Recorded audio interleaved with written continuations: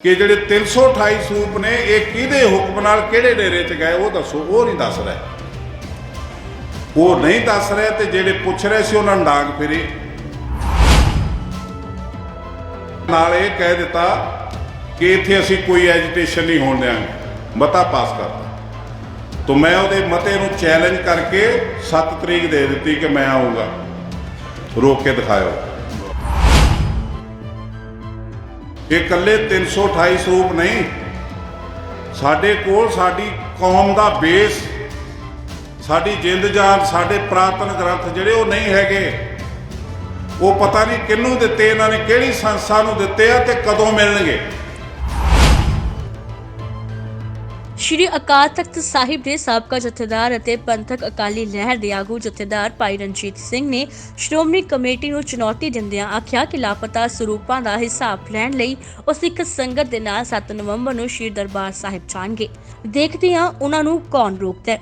ਇਸ ਮੌਕੇ ਉਹਨਾਂ ਜਿੱਥੇ ਸ਼੍ਰੋਮਣੀ ਕਮੇਟੀ ਵਿੱਚ ਹੋ ਰਹੇ ਘਪਲਿਆਂ ਦਾ ਪਰਦਾਫਾਸ਼ ਕੀਤਾ, ਉੱਥੇ ਹੀ ਉਹਨਾਂ ਸਮੂਹ ਸਿੱਖਾਂ ਨੂੰ ਅਪੀਲ ਕੀਤੀ ਹੈ ਕਿ ਉਹ 7 ਤਾਰੀਖ ਨੂੰ ਸ਼੍ਰੋਮਣੀ ਕਮੇਟੀ ਪਾਸੋਂ ਲਾਪਤਾ ਸਰੂਪਾਂ ਦਾ ਹਿਸਾਬ ਲੈਣ ਲਈ ਜ਼ਰੂਰ ਪਹੁੰਚਣ। ਲਫੜਾ ਤੇ ਹੈਗਾ 2015 ਤੋਂ 2020 ਤੱਕ ਦਾ ਕਿ ਜਿਹੜੇ 328 ਸਰੂਪ ਨੇ ਇਹ ਕਿਹਦੇ ਹੁਕਮ ਨਾਲ ਕਿਹੜੇ ਡੇਰੇ 'ਚ ਗਏ ਉਹ ਦੱਸੋ। ਉਹ ਨਹੀਂ ਦੱਸ ਰਿਹਾ, ਉਹ ਨਹੀਂ ਦੱਸ ਰਿਹਾ। ਤੇ ਜਿਹੜੇ ਪੁੱਛ ਰਹੇ ਸੀ ਉਹਨਾਂ ਨੂੰ ਡਾਂਗ ਫਿਰੀ ਜੋ ਕੁਛ ਹੋਇਆ। ਤੇ ਫਿਰ ਨਾਲ ਇਹ ਕਹਿ ਦਿੱਤਾ ਕਿ ਇੱਥੇ ਅਸੀਂ ਕੋਈ ਐਜੀਟੇਸ਼ਨ ਨਹੀਂ ਹੋਣ ਦਿਆਂਗੇ। ਮਤਾ ਪਾਸ ਕਰਤਾ तो मैं ਉਹਦੇ ਮਤੇ ਨੂੰ ਚੈਲੰਜ ਕਰਕੇ 7 ਤਰੀਕ ਦੇ ਦਿੱਤੀ ਕਿ ਮੈਂ ਆਊਂਗਾ, ਰੋਕ ਕੇ ਦਿਖਾਇਓ, ਅਸੀਂ ਪੁੱਛਾਂਗੇ। ਇਹ ਇਕੱਲੇ 328 ਸਰੂਪ ਨਹੀਂ, ਸਾਡੇ ਕੋਲ ਸਾਡੀ ਕੌਮ ਦਾ ਬੇਸ, ਸਾਡੀ ਜਿੰਦ ਜਾਨ, ਸਾਡੇ ਪ੍ਰਾਤਨ ਗ੍ਰੰਥ ਜਿਹੜੇ ਉਹ ਨਹੀਂ ਹੈਗੇ। ਉਹ ਪਤਾ ਨਹੀਂ ਕਿਹਨੂੰ ਦਿੱਤੇ, ਇਹਨਾਂ ਨੇ ਕਿਹੜੀ ਸੰਸਥਾ ਨੂੰ ਦਿੱਤੇ ਆ ਤੇ ਕਦੋਂ ਮਿਲਣਗੇ। 2004 ਤੋਂ ਲੈ ਕੇ ਕੋਟਾਂ ਦੇ ਧੱਕੇ ਖਾਣ ਡਏ ਸਿੱਖ, ਇਹ ਜਵਾਬ ਨਹੀਂ ਦੇ ਰਹੀ ਕਮੇਟੀ। ਤੇ ਸਰੂਪ ਕਿਹੜੇ ਨੇ? ਜਿਹੜੇ 84 ਚ ਫੌਜ ਲੈ ਕੇ ਗਈ ਸੀ, CBI ਲੈ ਕੇ ਗਈ, ਫੌਜ ਲੈ ਕੇ ਗਈ। 2004 ਚ ਕਿਸੇ ਸਿੱਖ ਨੇ ਕੇਸ ਕੀਤਾ, ਉਸ ਕੇਸ ਦੇ ਵਿੱਚ ਨੋਟਿਸ ਕੀਤਾ ਹਾਈ ਕੋਰਟ ਨੇ ਡਿਫੈਂਸ ਮਿਨਿਸਟਰੀ ਨੂੰ, ਹੋਮ ਮਿਨਿਸਟਰੀ ਨੂੰ।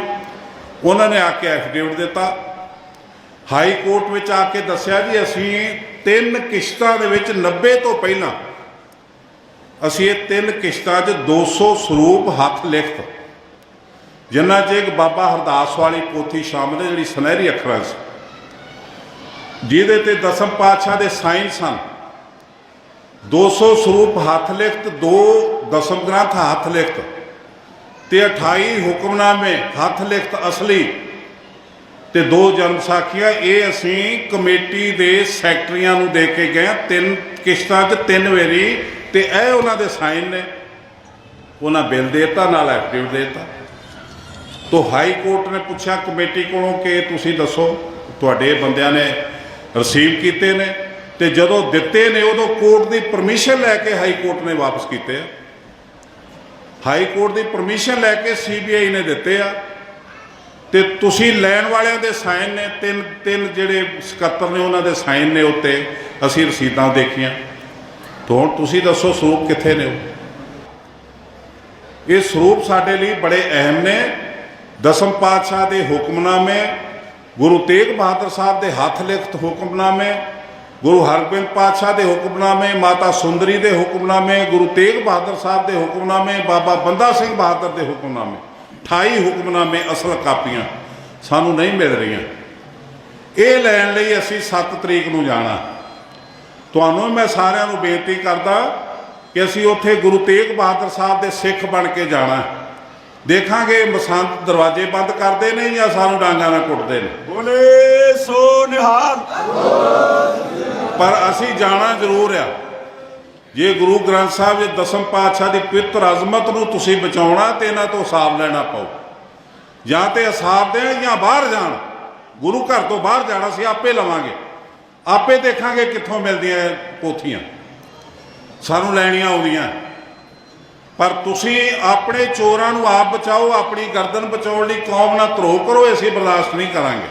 ਗੁਰੂ ਗ੍ਰੰਥ ਸਾਹਿਬ ਦੇ ਛਾਪੇ 'ਚ ਗਲਤੀਆਂ ਆ ਰਹੀਆਂ ਨੇ, ਤੇ ਜੇ ਅਸੀਂ ਇਹ ਗਲਤੀਆਂ ਨੂੰ ਸੁਧਾਰਨਾ ਹੋਵੇ ਤੇ ਅਗਵਾਈ ਕਿੱਥੋਂ ਲਵਾਂਗੇ? ਨਾ ਤੇ ਕੋਈ ਥਿੰਕ ਟੈਂਕ ਰਹਿਣ ਦਿੱਤਾ ਬਾਦਲ ਨੇ, ਨਾ ਸਾਡੇ ਕੋਈ ਚੰਗੇ ਗਿਆਨਵਾਨ ਸਿੱਖਾਂ ਦੀ ਕਦਰ ਹੋਈ ਇੱਥੇ। ਤੇ ਜਿਹੜੀਆਂ ਗਲਤੀਆਂ ਨੇ ਇਹ ਹਜ਼ਾਰਾਂ 'ਚ ਨੇ। ਇਹ ਗਲਤੀਆਂ ਜਦੋਂ ਸੋਧਣ ਲੱਗੇ ਤੇ ਅਗਵਾਈ ਕਿੱਥੋਂ ਲਵਾਂਗੇ? ਬਾਦਲ ਤੋਂ ਪੁੱਛਾਂਗੇ ਕਬਰਾਂ 'ਚ ਜਾ ਕੇ ਕਿ ਸ਼ਬਦ ਕਿਹੜਾ ਸਰੂਪ ਅਸਲੀ? ਉਹ ਸਰੂਪ ਸੋਧਣ ਲਈ ਅਗਵਾਈ ਸਾਨੂੰ ਪੁਰਾਤਨ ਗ੍ਰੰਥਾਂ ਤੋਂ ਲੈਣੀ ਪੈਣੀ।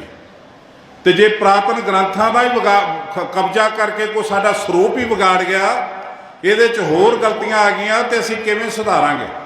ਜਦੋਂ ਅਸੀਂ ਇਹਨਾਂ ਦੇ ਪਿੱਛੇ ਪੈ ਕੇ ਸਾਨੂੰ ਦੱਸੋ 267 ਸਰੂਪਾਂ ਦੀ ਕੀ ਸਟੋਰੀ ਹੈ, ਉਹ ਕਿਹੜੀ ਨਿਸ਼ਾਨਦੇਹੀ ਤੇ ਕਿੱਥੇ ਗਏ, ਕਿਹਦੇ ਹੁਕਮ ਨਾਲ ਗਏ? ਜਦੋਂ ਸਰੂਪ ਲੈਣਾ ਹੋਵੇ ਉਦੋਂ ਆਈਡੀ ਦੇਖਦੇ ਆ ਤੇ ਜਗ੍ਹਾ ਦੇਖਦੇ ਕਿੱਥੇ ਜਾਣਾ, ਤੇ ਉੱਥੋਂ ਦੇ ਮੈਂਬਰ ਦੇ ਸਾਈਨ ਲੈਂਦੇ ਨੇ। ਪਰ ਸਾਨੂੰ ਦੱਸੋ ਇਹ ਕਿਹਦੇ ਹੁਕਮ ਨਾਲ ਕਿੱਥੇ ਗਏ? ਇਹ ਫਸਿਆ ਫਸਾਇਆ ਨੇ ਇਨਕੁਆਇਰੀ ਕਰਤੀ ਜੀ, ਕਮੇਟੀ ਬਣਾਤੀ ਜੀ, ਫਿਰ ਕਮੇਟੀ ਨੇ ਹੱਥ ਜੋੜ ਤੇ ਫਿਰ ਕਹਿੰਦੇ ਹੋਰ ਕਮੇਟੀ ਬਣਾਤੀ, ਉਹਨਾਂ ਵੀ ਹੱਥ ਜੋੜ ਦਿੱਤੇ। ਫਿਰ ਕਹਿੰਦੇ ਜੀ ਅਸੀਂ ਜਥੇਦਾਰ ਅਕਾਲ ਤਖਤ ਨੂੰ ਅਧਿਕਾਰ ਦਿੱਤੇ ਇਹ ਜੱਜ ਨੂੰ ਦੇ ਦੇਣ। ਤੋ ਜਥੇਦਾਰ ਦਾ ਹੁਕਮ ਆਇਆ ਕਿ ਮੈਂ ਇੱਕ ਰਿਟਾਇਰ ਜੱਜ ਨੂੰ ਤੇ ਇੱਕ ਤੇਲੰਗਾਨਾ ਦਾ ਐਡਵੋਕੇਟ ਈਸ਼ਰ ਸਿੰਘ ਉਹਨੂੰ ਇਸ ਇਨਕੁਆਇਰੀ ਦੇ ਰਿਹਾ। ਉਹ ਜੱਜ ਜਿਹੜਾ ਸੀਗਾ ਉਹਨੇ ਦੇਖਿਆ ਵੀ ਇਨਕੁਆਇਰੀ ਆਪੇ ਕਰੀ ਜਾ ਰਹੇ, ਸਾਡੇ ਤੋਂ ਸਾਈਨ ਕਰਾਉਣ ਲਈ ਆਉਂਦੇ ਆ। ਉਹ ਹੱਥ ਜੋੜ ਗਈ ਬੀਬੀ ਕਿ ਮੈਂ ਤਾਂ ਨਹੀਂ ਇਸ ਪਾਪ 'ਚ ਫਸਦੀ। ਫਿਰ ਇਨਕੁਆਇਰੀ ਕੀਤੀ ਐਡਵੋਕੇਟ ਤੇਲੰਗਾਨਾ ਦੇ ਈਸ਼ਰ ਸਿੰਘ ਨੇ। ਮੈਂ ਗੂਗਲ ਤੇ ਰਿਸਰਚ ਕੀਤੀ, ਤੇਲੰਗਾਨਾ ਹਾਈ ਕੋਰਟ ਦੀ ਰਜਿਸਟ੍ਰੇਸ਼ਨ 'ਚ ਇਸ ਨਾਂ ਦਾ ਕੋਈ ਬੰਦਾ ਨਹੀਂ ਉੱਥੇ। ਫਿਰ ਮੈਂ ਜਾਣਕਾਰੀ ਲਈ, ਪਹਿਲਾਂ ਤੈਨੂੰ ਐਡਵੋਕੇਟ ਕਹਿੰਦੇ, ਫਿਰ ਇਹਨੂੰ ਡਾਕਟਰ ਕਹੀ ਜਾਣ, ਤੇ ਉਸ ਤੋਂ ਪਹਿਲਾਂ ਇਹਨੂੰ ਸੰਤ ਕਹਿੰਦੇ ਹੁੰਦੇ ਸੀ। ਤੇ ਹੈਗਾ ਅਸਲ 'ਚ ਯਾਰ ਇਹਦਾ ਜਥੇਦਾਰ ਖੋਰ ਵਾਲੇ ਦਾ, ਹਰਪ੍ਰੀਤ ਸਿੰਘ ਦਾ ਅਸਲ 'ਚ ਇਹਦਾ ਯਾਰ। ਤੇ ਇਹਨੂੰ ਬਾਦਲ ਨੂੰ ਬਚਾਉਣ ਲਈ ਉਹਨੇ ਯਾਰੀ ਪਾਲੀ। ਪਰ ਜਿਹੜੀ ਇਨਕੁਆਇਰੀ ਹੋਈ ਉਹ 'ਚ 2 ਬੀਬੀਆਂ ਲੱਗੀਆਂ ਨਾਲ, ਉਹਦੇ ਵਿੱਚ ਥੋੜ੍ਹਾ ਜਿਹਾ ਫਸਿਆ। ਇਨਕੁਆਇਰੀ ਕਰ ਲਈ, ਇਨਕੁਆਇਰੀ ਜਿਹੜੀ ਕੀਤੀ ਉਹਦੀ ਰਿਪੋਰਟ ਦਿੱਤੀ 1000 ਪੇਜ ਦੀ, ਉਹ ਦੇ ਦਿੱਤੀ ਜਥੇਦਾਰ ਨੂੰ। ਤੇ ਜਥੇਦਾਰ ਪਿਓ ਦਾ ਪੁੱਤ ਨੇ ਕੀ ਕੀਤਾ, ਉਸੇ ਕਮੇਟੀ ਨੂੰ ਚੋਰਾਂ ਨੂੰ ਫੇਰ ਫੜਾਤੀ ਕਿ ਤੁਸੀਂ ਦੇਖੋ ਜੀ। ਉਹਨਾਂ ਨੇ ਕਿੰਨੇ ਡਰਾਮੇ ਕੀਤੇ ਤੁਹਾਡੇ ਸਾਹਮਣੇ, ਫੌਜਦਾਰੀ ਕੇਸ ਹੋਣਗੇ, ਪੈਸੇ ਜਮ੍ਹਾਂ ਹੋਣਗੇ, ਐ ਹੋਊਗਾ ਉਹ ਹੋਊਗਾ। ਫਿਰ ਜੋ ਸੁਖਵੀਰ ਨੇ ਦਬਕਾ ਮਾਰਿਆ ਤੇ ਫਿਰ ਉੱਥੇ ਫਿਰ ਕਹਾਣੀ ਉੱਥੇ ਦੀ ਉੱਥੇ। ਤੋ ਜਥੇਦਾਰ ਨੇ ਝੂਠ ਬੋਲਿਆ ਅਕਾਲ ਤਖਤ ਤੋਂ, ਦਮਦਮਾ ਸਾਹਿਬ ਦੇ ਤਖਤ ਤੋਂ। ਇਹ ਕਹਿੰਦਾ ਜੀ ਸਾਡੇ ਤੇ ਆਰੋਪ ਲੱਗ ਰਹੇ ਨੇ, ਕਮੇਟੀ ਤੇ ਆਰੋਪ ਲੱਗ ਰਹੇ ਨੇ, ਇਹ ਲੋਕ ਸਾਡੀ ਸੰਸਥਾਵਾਂ ਦੀ ਕਿਰਦਾਰਕੁਸ਼ੀ ਕਰ ਰਹੇ ਨੇ। ਕੋਈ ਸਰੂਪ ਗਾਇਬ ਨਹੀਂ ਹੋਇਆ, 267 ਸਰੂਪ ਗਾਇਬ ਨਹੀਂ ਹੋਏ, ਪੂਰੇ ਨੇ, ਪਰ ਪੈਸਿਆਂ ਦਾ ਘਾਟਾ ਵਾਧਾ। ਤੇ ਜਦੋਂ ਇਨਕੁਆਇਰੀ ਹੋਈ, ਇਨਕੁਆਇਰੀ 'ਚੋਂ 267 ਦੀ ਬਜਾਏ 328 ਨਿਕਲੇ। ਫਿਰ ਉਸੇ ਜ਼ਬਾਨ 'ਚੋਂ, ਝੂਠ ਬੋਲਣ ਵਾਲੀ ਜ਼ਬਾਨ 'ਚੋਂ ਫਿਰ ਸੱਚ ਬੋਲਣਾ ਪਿਆ ਕਿ 328 ਸਰੂਪ ਦਾ ਪਤਾ ਨਹੀਂ ਕਿੱਥੇ ਹੈ। ਫਿਰ ਇਹਨਾਂ ਨੇ ਕਰਕੇ ਇਨਕੁਆਇਰੀ ਤੇ ਰਿਪੋਰਟ ਦੇ ਦਿੱਤੀ ਕਮੇਟੀ ਨੂੰ, ਤੇ ਕਮੇਟੀ ਨੇ ਆਖੇ ਜੀ ਸਰੂਪ ਗਏ ਠੀਕ ਥਾਂ ਤੇ ਨੇ, ਪਰ ਉਹਨਾਂ ਦੀ ਪੇਮੈਂਟ ਨਹੀਂ ਸੀ ਆਈ 9 ਲੱਖ, ਉਹ ਅਸੀਂ ਇੱਕ ਮੈਨੇਜਰ ਨੂੰ ਪਾਤੀ।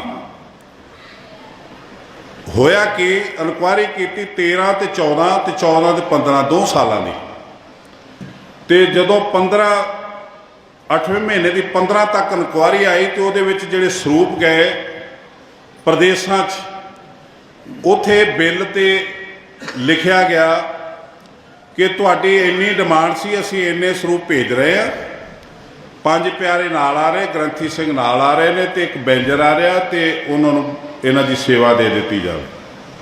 ਹੁਣ ਡਰਾਈਵਰ ਤੇ ਆ ਕੇ ਤੇ ਹਿਸਾਬ ਦੇ ਦਿੰਦਾ ਕਿ ਇੰਨਾ ਤੇਲ ਲੱਗਾ, ਇੰਨਾ ਖਰਚਾ ਆਇਆ, ਇੰਨੇ ਦੀ ਅਸੀਂ ਰੋਟੀ ਖਾ ਲਈ, ਇੰਨੇ ਪੈਸੇ ਬਾਕੀ ਬਚੇ ਲੈ ਲਓ। ਪਰ ਇਹ ਕਿੱਦਾਂ ਹੋ ਸਕਦਾ ਵੀ 2013 ਤੋਂ ਲੈ ਕੇ 20 ਤੱਕ ਮੈਨੇਜਰ ਪੈਸੇ ਨਾ ਜਮ੍ਹਾਂ ਕਰਾਏ 10 ਲੱਖ ਰੁਪਈਆ? ਹੋ ਸਕਦਾ ਕਿਤੇ। ਪਰ ਜੋ ਮੰਨ ਲਓ ਨਹੀਂ ਕਰਾਏ ਤੇ ਉਹ ਪੈਸੇ ਨਹੀਂ ਜਮ੍ਹਾਂ ਕਰਾਉਣ ਕਰਕੇ ਉਹ ਦੋਸ਼ੀ ਹੋਊਗਾ ਕਰਪਸ਼ਨ 'ਚ। ਪਰ ਗੁਰੂ ਗ੍ਰੰਥ ਸਾਹਿਬ ਦੇ ਸਰੂਪ ਠੀਕ ਥਾਂ ਤੇ ਗਏ, ਜਿੱਥੋਂ ਡਿਮਾਂਡ ਹੋਈ ਉੱਥੇ ਗਏ, ਐਡਰੈਸ ਤੇ ਗਏ।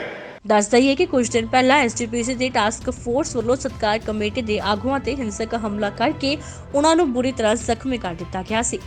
ਉਹ ਵੀ ਲਾਪਤਾ ਸਰੂਪਾਂ ਦਾ ਹਿਸਾਬ ਲੈਣ ਲਈ ਮੋਰਚਾ ਲਾਈ ਬੈਠੇ ਸਨ। ਪਰ ਹੁਣ ਦੇਖਣਾ ਹੋਵੇਗਾ ਕਿ 7 ਤਰੀਕ ਨੂੰ ਕੀ ਹੋਵੇਗਾ। Bureau report, Spokesman TV.